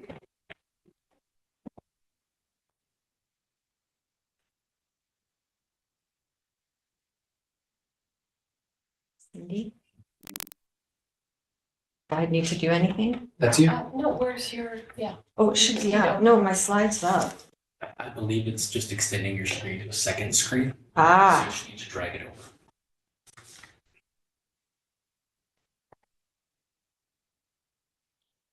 Oh, I see.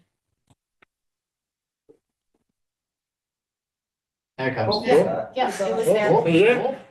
Almost had it. Jeez. I do this every week. Alternatively, if you hold function F7, it should shrink it back down to one function F7.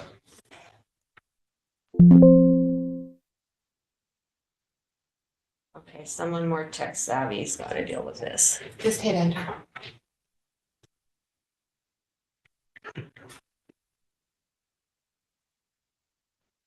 You're right, just keep us focused. You can go to discuss settings too and duplicate your screens so that you can see it on yours.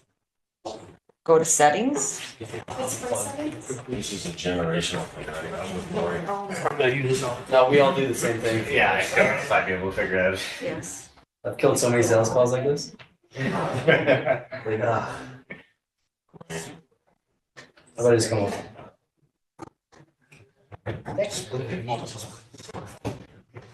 Yeah, and every team, Zoom, etc. Each Mac versus. That's why I don't get that.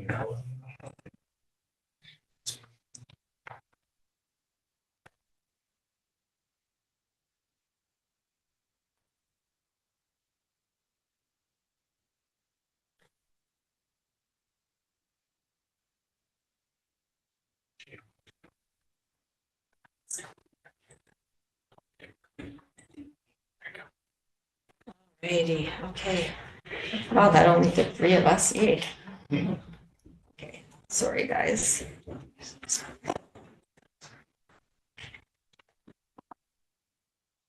Okay, I just thought this would help us, will help me keep you guys a little bit focused on why the recommendation in the report is coming forward.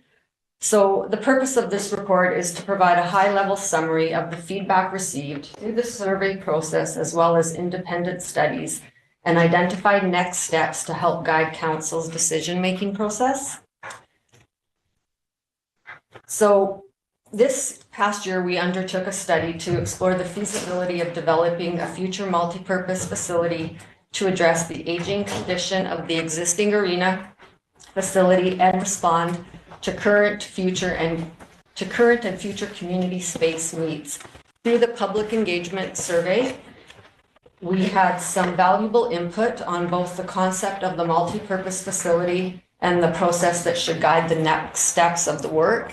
And the three key points that I want to speak to today are the survey feedback, the existing facility, and then next steps. So I think it's important to talk about the 4 themes that emerged out of the survey feedback. One was affordability, which was a dominant concern straight across the board with the comments we received from the respondents. So there was a lot of feedback calling for the right size and more clarity on the long-term operating costs. There was also a theme around multi-use year-round spaces and an emphasis on not duplicating services or spaces already in the community. So I think more exploration on that theme needs to be had in terms of what are the spaces and services that the community doesn't want us to duplicate, because there were some uses that we were talking about that are already being dealt with in the community. So I think that needs to be looked at. There was also the theme around the renovation of the existing facility, and we heard that from respondents that were actually supportive of a multi-use facility. They were still questioning whether or not we had really looked at the facility and whether we had a longer operating option within that existing space. So we've now ticked that box because we've had the third independent study done that does confirm that it's not an emergent need of repair, that we still have some time. The other thing was site location. So the top priorities for the site were evenly split between the existing location and the public works site, which we know is challenging. There was also some other feedback about looking at other downtown options and exploring the potential of Queen Elizabeth Park. So I do think there needs to be more work done in determining a site location for this. The community also felt that the top priority was location, but it was really close to having enough land to phase a project. So those were two key criteria for site location that the community wanted us to focus on. And then there's the tax and the willingness to pay. And I know that that 77% number can be somewhat misleading in my mind. There's 23% of that 77% were only supportive of a $200 to $300 tax increase, which is a very small amount. And then we have 23% of survey respondents that wanted no tax increase. So while the 77% in itself is a high number, when you break it out, there's other numbers in there that we need to take a closer look at because we don't have those people on board for a tax increase of any sort. So I think it is problematic to go into a referendum vote right now because I don't see how I'm not convinced that we have the community on board with the project at this time. So we've also have the report on the existing facility. So this is actually good news. This gives us certainty that we are not putting people at risk, that the facility is safe to be occupied, and we can carry on doing what we're doing. We're well versed in what we're doing. We've been doing it for a number of years now.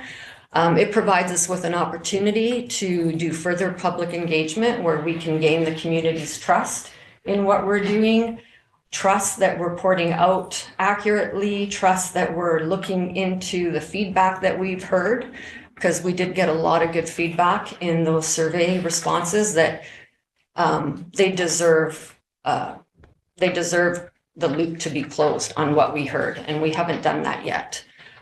There's also the opportunity to discuss what options are available for the existing facility. And this engineering report that we've had done is good news in a sense that it gives us time to plan. The intent is not to continue to operate the facility for the next 10 years and not do anything. We're hoping to have another 12 to 18 months to come up with a good plan to move forward and have the confidence from the community that we're pitching a project that everyone supports and that we have a good financial model to bring it forward. And it also gives us the opportunity to evaluate new construction options, phasing being one of them, going back and looking at the amenities where there's duplication, having that conversation and making those tough decisions. It just allows us more time to communicate that all out to the public and get some buy-in. So what we're suggesting is the next steps would be to bring back a detailed project management plan, which would outline the key phases of work, the major deliverables, target timelines and decision points, and clarification of roles for council, for staff, consultants, committees, and any other parties that we're going to partner with in this project.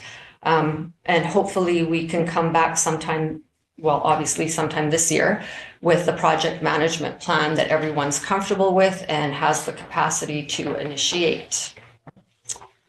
So for all those reasons combined, I think the additional time available with the existing facility is a good news story, and it provides us with the opportunity to get it right so that when we do go to a referendum vote, we have some good support from the community and a good understanding of what we're going to deliver.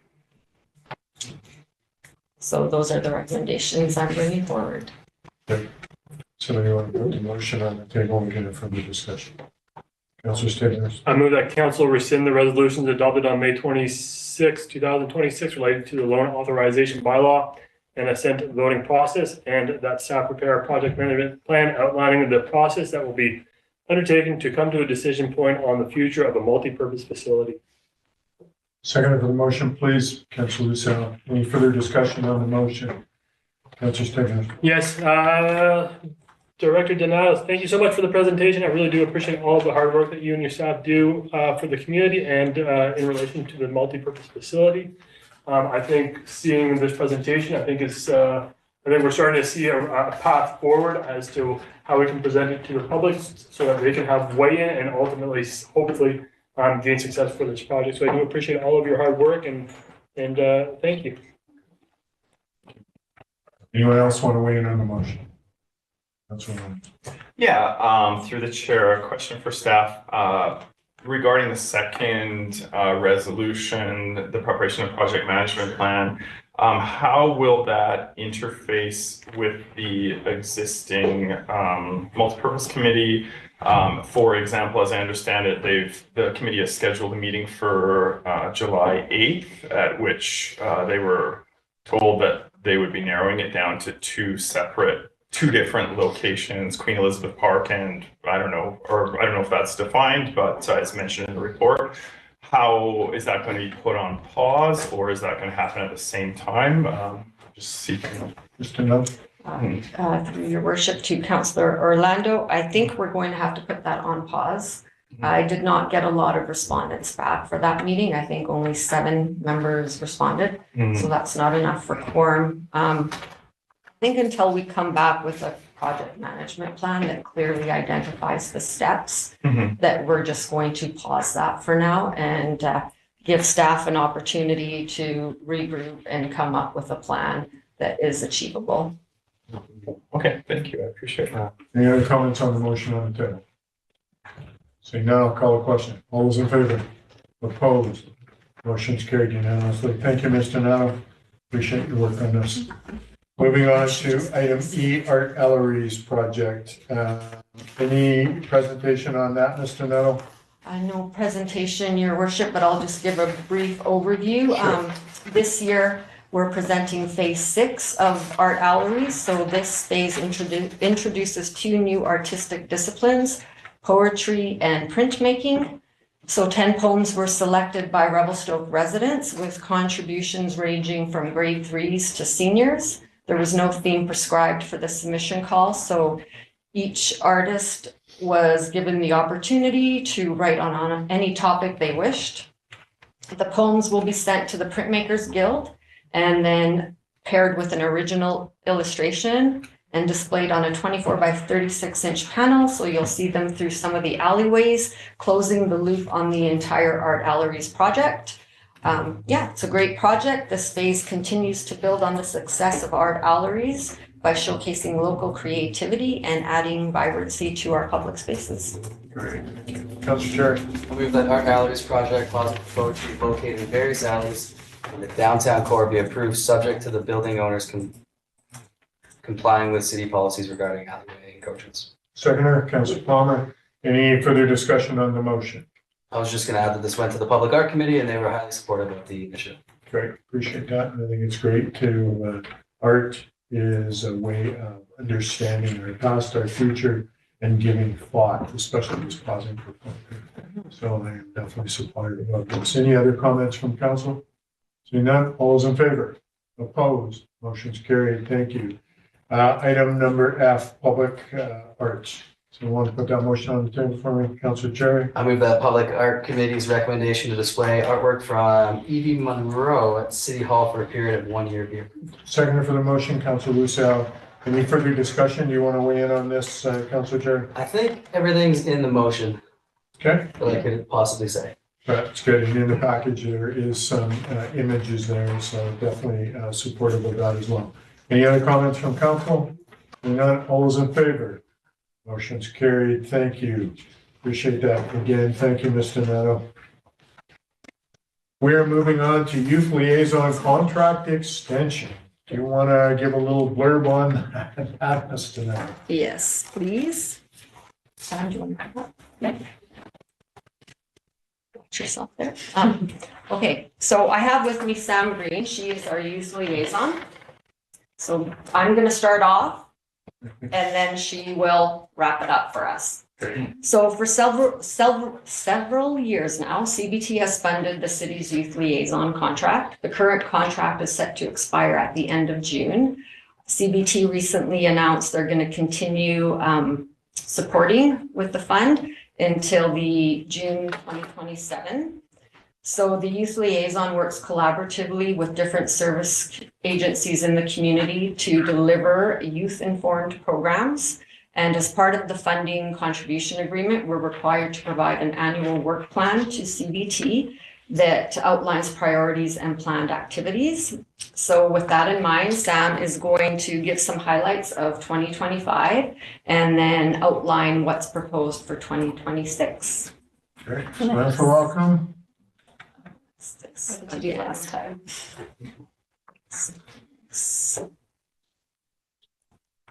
Do we need to extend?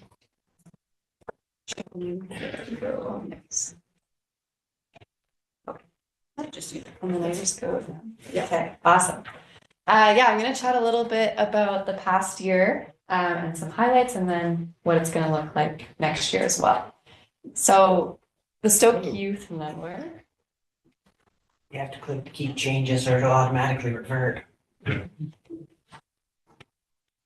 Keep changes. I have to be good at one thing. Keep changes. Keep looking. Ah, you caught that. Nice. Yeah, so the tagline of the Stoke Youth Network is that it's designed by youth for youth and focused on increasing opportunities for meaningful youth engagement in Revelstoke. And that's a really important part of the network is that we engage youth, and a huge part of my role is engaging youth to figure out what opportunities they want in the community. So at the beginning of the year, I held 3 engagement sessions and had over 190 votes from youth and ideas about what they wanted to do in the community. And then I tried my best to make it happen this year and continually checked in with youth about what they wanted. And the goal of the network is for all of the opportunities to be as low barrier and low cost as possible. The network is for ages 12 to 18, so that's roughly grade 6 to grade 12. And all of our programs are delivered with partners. And so this year, these are some numbers from this past year. We offered over 500 participation spots across 34 programs. We had over 20 partners. Our largest program had 89 signups, and that was the Youth Rides program. And then in 2025, we supported 111 youth through the Youth Access Fund, and we were able to raise over $28,000 for the Youth Access Fund. So these numbers just show that the network's continuing to grow. And these are some specific highlights. So I just wanted to highlight 6 of our programs out of the 34. One of the biggest ones was the Youth Rides program, which is a mountain biking program. We had 89 youth sign up. And then we alternated days between Shred Hers and Shred Co-ed. We had 50 kids in the Shred Co-ed, which was really hectic, but it was awesome to have so many kids out on the trail. Then we also had our second biggest program with the Nordic Ski after school. We did 5 weeks of that. It was awesome to provide youth with an opportunity to get outside after school and play in the forest on the trails. And then following up, another awesome winter activity was the Takeoff Snowboard Camp. We were able to offer 5 more spots this year. So we had 15 youth from low-income families participating. They kitted them up with everything they could need to snowboard, gave them 4 free lessons and a season's pass to the resort. And then we also provided transportation to the hill if they needed. And it was so awesome to see their confidence grow, and then also for them to just have this sport to fall back on during the winter and then hopefully for the rest of their lives. Another highlight was I partnered with Community Futures, and we had a youth team enter into a Kootenai-wide youth entrepreneurship and social impact program. And so they competed against 20 other teams, created a business and pitched their idea and they won, which was awesome. So they got $1,500 to make their business a reality. It's called Shark Side of Life. You'll see them at the market. They were really passionate about sharks. And so, yeah, it was awesome. And then we also had after hours drop-in nights this year on the first Tuesday of every month. And we had 20 to 30 youth coming out. We had crafts and pizza and Nintendo 64, and it was a huge hit. And they've asked for a lot more of that next year.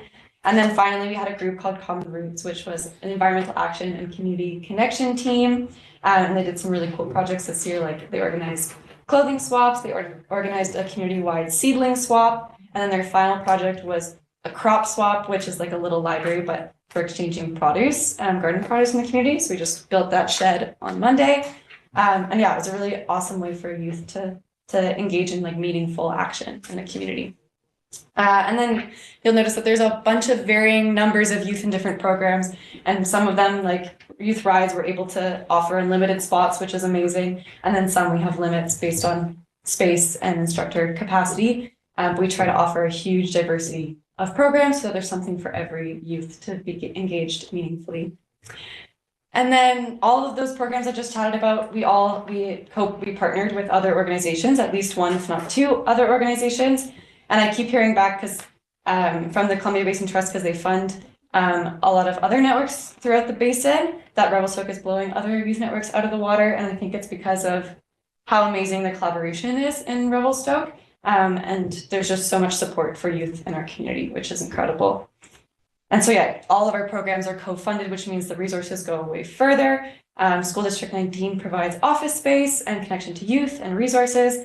The city provides oversight and administrative support, which has allowed the network to be like stable and sustainable. And then I also want to highlight that the principal at Revelstoke Secondary School and Lori, the director of Parks and Rec, and myself have a great working relationship, and that gives me a lot of support in my role and the confidence to be able to do my role. And I think it's helped the network to be able to grow in the way that it has. And then, yeah, I'm able to go out and coordinate partnerships and deliver programs. And there's a lot of awesome programs that can happen because of the capacity that I add to a lot of local nonprofits and small businesses to be able to run youth programs. And then the programs are all free or low cost for youth. So the Youth Access Fund is an awesome community resource for low to modest income families for their kids to be able to participate in sports, arts, and cultural activities. It's existed for over a decade. 644 youth have been supported, with over $109,000 in funds being dispersed. Last year, we supported 111 youth, and Revelstoke has grown a lot in the last 10 years. Cost of living has risen, cost of activities have risen, and there's just increasing demand for the fund. And so we've had to grow the fund along with this demand. And this year we got a lot of community support for the fund and raised $28,000. $5,000 of that is going to go specifically to supporting youth and families with summer camps.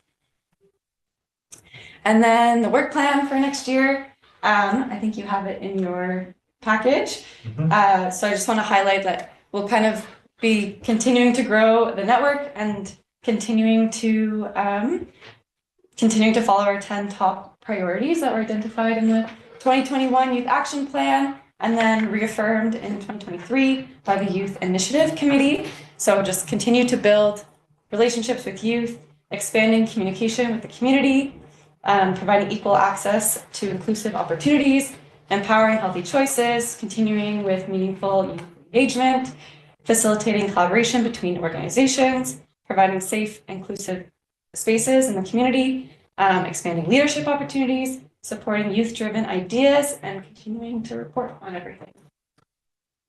Yeah, thank you so much for all of your support for the Youth Network. I think that it's such an awesome community resource, and it really provides a lot of, fills a lot of gaps in the community and provides that belonging and purpose that's so important for youth growth and mental health. And yeah, I'm really grateful to be a part of it.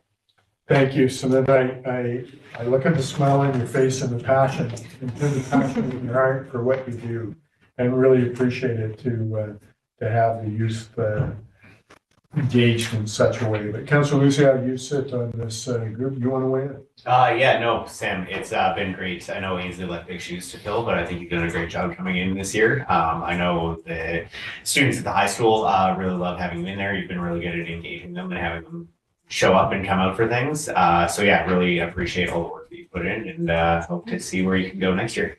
Awesome. Any other comments from council? Anybody want to put this motion on the table for me? I got it. I move that the youth liaison contract be direct awarded to Samantha Green for a one-year term commencing July 1st, 2026 to June 30th, 2027, subject to receipt of the contribution agreement from the Columbia Basin Trust, and that the mayor and corporate officer be authorized to sign the agreement between the city of Revelstoke and Samantha Green. Second for the motion, Councilor Palmer. Discussion on the motion. Councilor Palmer. Just make a point, I was out at the farmer's market, like a lot of us on Saturday, and stopped by the booth there. And yeah, it's a great bunch of kids there, very excited. So great to see the work that they're doing. Thank you. Awesome. Any other comments? Seeing none, I'll call the question. All those in favor? Opposed? Motion's carried unanimously. Congratulations. Awesome, thank you. All right, we're going to move on to. Yeah, I'm going to go on to that. Oh, yeah, number 2. Yeah, I'll move that the 2026-2027 work plan for the youth liaison be approved. Second for the motion, please, Councilor Staples. Any further discussion on this? Do you want to weigh in at all? Nope, I think she's kind of outlined everything in her presentation. Okay. Anyone else? Seeing none, all those in favor? Motion's carried. Thank you. All right, going on to correspondence. Travel request, Councilor Palmer. Councilor Palmer has answered the call from the Tanaha. I would love to go. Councilor Palmer, any comments? Yeah, just looking for support from council to do that. Quite frankly, the Tanaha is one First Nations that I'm fairly ignorant as to history, so that's a gap in my knowledge. And hopefully I can bring back some value to council. Sure. I think during the last council term, we did have a councillor who was a member of their organization or a member of their board and traveled down there once in a while. Their meetings were sporadic, but happy to see you go. So somebody want to make a motion to put this travel request, confirm this travel request. Councilor Lucille, seconder for that motion. Councilor Devlin, any further discussion on the motion? Seeing none, all Councilor Staples. I was just going to thank Councilor Palmer for taking the initiative to build that relationship up for us. Great, yeah, appreciate that. Thank you again. All in favor? Motion's carried. Thank you. Going on to item B, minister meetings. Councilor Orlando, we have a brief thing here. He would like to meet with Minister of Housing and Municipal Affairs, BC Housing, the staff, and also with the cabinet minister. The background here is fairly explicit. You have a brief commentary, Councilor Orlando. Sure, yeah, just for UBCM, we've had a bunch of requests for meetings, and this is a request put forward, both related to housing. Strategy is if we're not successful, they're both similar organizations, we're not successful with the ministerial meeting, hopefully we can get that. Okay. Any comments from council? Councilor Stevens? In general, I'm not sure I'm supportive of this one. It seems like more of something that I would, if I was attending UBCM, and I'm not sure who's attending UBCM this year, but I don't think I'm going to be attending. It really seems like something that would be better suited more so for one of the social events in the evening. And then I think further to that, I think it also continues to blur the line as to whether or not Councilor Orlando will be attending and representing the city as a councillor or RCHS as a member of their board. So I'm not quite sure as to that, so I won't be supporting it for those two reasons. Any other comments from council? Yeah, thanks. If I could address that, UBCM's in a great spot to connect with housing ministry, housing staff, provincial staff over the years. And I think it's a good opportunity to keep the conversation going. As all of council is aware, the city of Revelstoke appoints a council member to the Revelstoke Community Housing Society Board. Currently, that's me. Last term, it was someone different. Prior to that, I was an appointee, and prior to that, there was someone else. And those issues have been revisited many times and settled. On our partnership agreement, one of the things that we have on the horizon, this is the agreement between the city and the Revelstoke Community Housing Society, is looking towards management of existing housing facilities that are owned by BC Housing, such as Columbia Gardens, River's Edge. And I think this is a real good opportunity to continue that conversation, focus the conversation, and bring the city and BC Housing together, and also touch base on some of the successes we've had, such as the Downey Street redevelopment, which is under construction right now. The genesis of that project, that development, was back in 2018, visiting and talking with the minister at UBCM and letting the minister know what housing crisis we were facing at the time, and the need for BC Housing to be involved and provide support to the community, and that had a positive result, I think, in the redevelopment project. So I just don't see the harm in that, and I would like to request a meeting with Minister Stafford. Well, I'm going to UBCM, so I'm not afraid to put these requests forward to see if we get any bite on that. And I'll definitely be meeting with them if we get to meetings. Councillor Stickenhurst. Yeah, again, my issue is so much as the dual role. I understand that Councillor Orlando is the council rep appointed to RCHS, but I also understand that he serves as the secretary for the board, which I do believe has sort of blurred the lines as to whether or not you're the council rep or you are a representative from that board. So it's for those reasons, I'm not entirely sure if the taxpayers are footing the bill for him to go as a council rep or as a member from the RCHS board. So those are my reasons. Thank you. If I can just ask a question. Go ahead. Are you coming to UBCM, or is this something that those that are going? I'm intending to go to UBCM. Okay. Another question. Okay. Thank you. If I may, I'm not a secretary on the Housing Society, just point of Thank you for the record. Yeah, appreciate it. Thank you, Mayor Souls. Curiosity for the Minister of Housing and Municipal Affairs. There's a question: would you like to invite your local MLA? And on there's no, and historically we have invited Scott, and I guess curious as to. I think it's important unless there's some compelling reason otherwise. Any comment on that, Councillor Orlando? Because usually when I'm making these requests, I go through them, and if we can get our MLA to sit with us, there seems to be a strong validity to that. But I'll leave it to you to answer that question. We've seen several delegation requests so far. I think last meeting for UBCM, you'll have to refresh my memory. Were all of them requesting the MLA? I don't have that in front of me, but I usually request that. They don't always go because of their schedule, and if they're able to attend with us, I like that. Again, as I've said, there's some validity to that because they're supporting our community, but our MLA has several communities to support. He may not be able to be at every one, but I think it's absolutely important that he be included. And I've found that the ministers appreciate when their colleagues, even if they're across the other side of the house, are present because they know that they've got the support. Yeah, so I'm fine with this, but on that caveat, and just a Scott McGinnis has been a very strong supporter. He's a hardworking Absolutely. MLA, regardless of your political stripes. He is a hardworking MLA.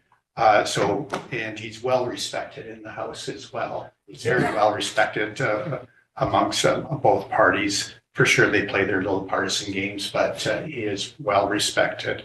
And just as an example, when we met with Minister Farmer last UBCM, he was there, and it was, I think it was helpful actually. So. Oh, absolutely. Yeah, it was, and the minister was extremely appreciative that we're inclusive with that sort of thing. Councilor Tippner. Yeah, thank you. I was just, I wanted to apologize if I misspoke earlier as to regarding Councilor Orlando serving as a secretary for the board on RCHS. I'm currently looking at their website, which has him listed as a secretary, which is why I spoke to that earlier. So if that was an error, I do apologize. But if you could clarify your role with the board, that'd be certainly appreciated. Yeah, Mayor Souls. I am the council appointee to the board, and I would also, I'm not the secretary. I would also point out that Councillor Stapenhurst has a longstanding conflict of interest declaration related to Revelstoke Community Housing Society. I'm concerned about the line of questioning and where we're going and what is happening right now. The motion on the table is to go to the meetings. You're not required to answer the question. I just want an answer. I think this is appropriate to go to the staff meeting and or request a staff meeting and request a cabinet minister meeting. And I'm going to leave it at that, not get into anything else, because this is not what was on the table. So I will ask, is there anyone opposed to us applying for this other than Councillor Staples? Saying none, we'll ask those questions. Do you want it in a motion form? Yes, please. Does someone want to make that motion for me? I'll make it myself. Councillor Palmer, you want to second that motion? Clarity, Ms. Delassalle, that council is requesting these meetings. Is that a clear enough motion for you? Yes, thank you. I'll call the question. All those in favor? Opposed? Okay, this motion passes. Thank you. Are you opposed, Councillor Stapenhurst? I previously stated, yes, sir. Okay, thank you. So balance of council is in favor, just for the record.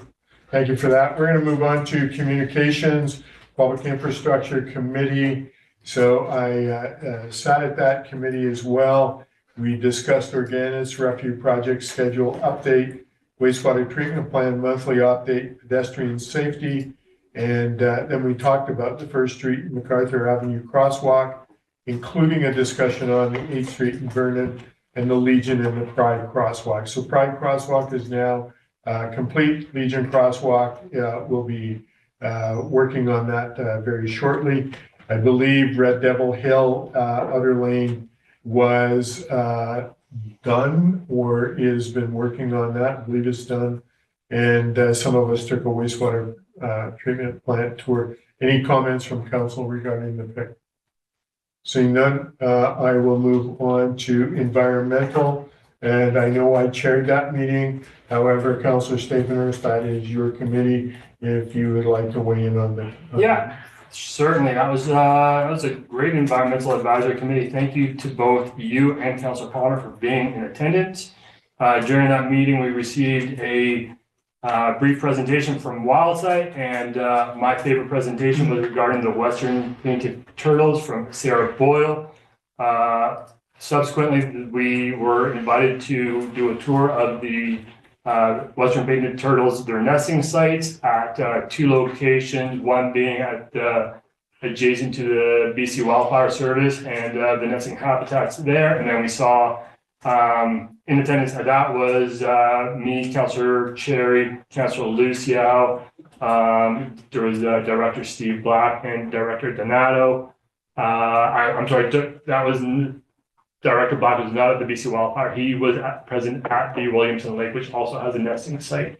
And then we discussed how we could help better preserve the nesting sites without having impacts to the local community amenities and how to make everything work. So thank you, Craig. Any other comments from council? Being none, I will move on to Heritage Advisory Commission, Council Chair. Thanks, Marcel. As the advisory committee looked at a heritage alteration permit to construct an open porch and retroactively permit previous alterations to a single detached dwelling. Comments are attached. They also looked at a multi-unit four-dwelling proposal just on that empty lot right over there on 3rd Street, and I always forget what. Yeah, comments are attached as well. Any comments from council? Seeing none, I will move on to Public Art Committee, Council Chair. Appreciate it. I won't go over all the stuff that we've already done today. Unfortunately, our mural project will not be funded on Fable Books. There was an application for funding and we didn't get it, so there won't be community art there. RFP out for public art at the community center. The group has submitted or will submit an application to Columbia River Basic Public Art Program. Is it actually basic? Should say basic. My apologies. I should have got that. CBT.